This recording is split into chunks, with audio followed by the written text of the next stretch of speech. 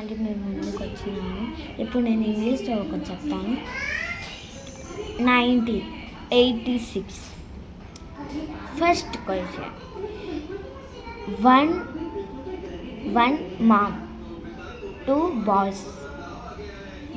First my mom 1987. 2010 your mom అంటే చెప్తాను. అలాంటి వాళ్ళు ఉండేవారు.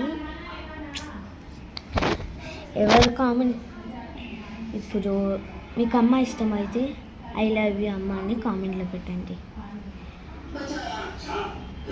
ఓకే అందరికి సబ్స్క్రైబ్ చేసుకునే వాళ్ళు తొందరగా సబ్స్క్రైబ్ చేసుకొని బెల్ కూడా కొట్టేసి లైక్ కూడా చేసేసి కామెంట్లో పెట్టండి I love you mom. Bye ఇష్టం ఉన్న వాళ్ళే. బై.